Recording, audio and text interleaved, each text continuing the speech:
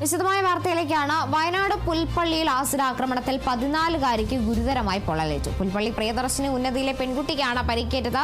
സംഭവത്തിൽ അയൽവാസിയായ Raju ജോസിനെ police arrest ചെയ്തു. വിവരങ്ങളുമായി രഞ്ജിൽ രാജ് ചേരുന്നുണ്ട്. രഞ്ജിൽ, ഈ ഒരു ആസിഡ് ആക്രമണത്തിന് പിന്നിലുണ്ടായ കാരണം എന്താണ് എന്നതിൽ വ്യക്തത വരുന്നുണ്ടോ? എപ്പോഴാണ് ഇത്തരത്തിലൊരു സംഭവം ഉണ്ടാകുന്നത്? കാർത്തു, വയനാട് പുൽപ്പള്ളിയിലെ പ്രിയദർശിനി ഉന്നതിയിലുള്ള വിദ്യാർത്ഥിനിക്കാണ് പൊള്ളലേറ്റത്. ഇതിന് പിന്നിൽ കാരണമായി പറയുന്നത് ഈ വിദ്യാർത്ഥിനിയുടെ സ്കൂൾ യൂണിഫോം, അതായത് സ്റ്റുഡന്റ് പോലീസ് കാഡറ്റിന്റെ യൂണിഫോം ഈ പ്രതിയായ രാജു ജോസ് ആവശ്യപ്പെട്ടു.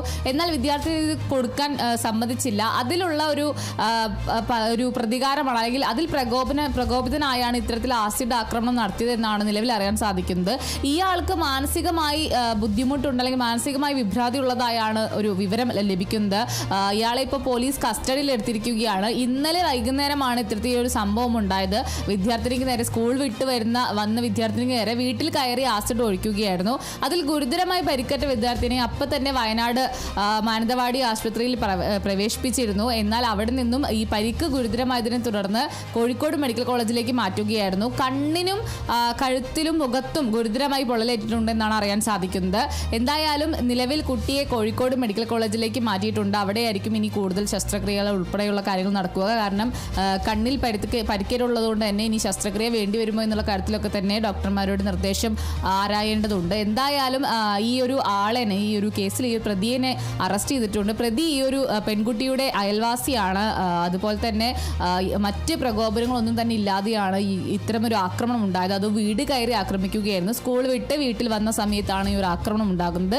ഈ ആക്രമണം ഉണ്ടാകുന്നതിന് തലേ ദിവസമാണ് ഇത്തരത്തിൽ ഈ ഒരു സ്റ്റുഡന്റ് പോലീസ് കാഡറ്റിന് യൂണിഫോം ഈ പ്രതി ആവശ്യപ്പെടുന്നത്. പക്ഷേ അത് കുട്ടി കൊടുക്കാൻ വിസമ്മതിച്ചു. അതിനുശേഷമാണ് ഈ ഒരു ആക്രമണം ഉണ്ടായത്.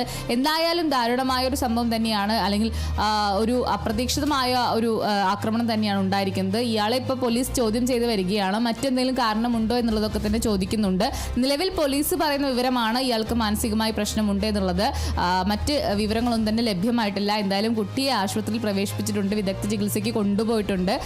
അപ്പോൾ തന്നെ മാനന്തവാടിയിലേക്ക് മാറ്റിയത് കൊണ്ട് പ്രാഥമികമായ ചികിത്സയൊക്കെ നൽകാൻ സാധിച്ചു. പക്ഷേ പരിക്ക് ഗുരുതരമാണ്. അതുകൊണ്ട് തന്നെയാണ് മെഡിക്കൽ കോളേജിലേക്ക് മാറ്റിയിരിക്കുന്നത്. ഇനി മറ്റ് ആരോഗ്യ കാര്യങ്ങളിലേക്ക്, അല്ലെങ്കിൽ മറ്റ് നടപടികളിലേക്ക് കടക്കേണ്ടതുണ്ട്. എന്തായാലും പ്രതിയെ പോലീസ് കസ്റ്റഡിയിൽ എടുത്തിട്ടുണ്ട്. കാർത്തു,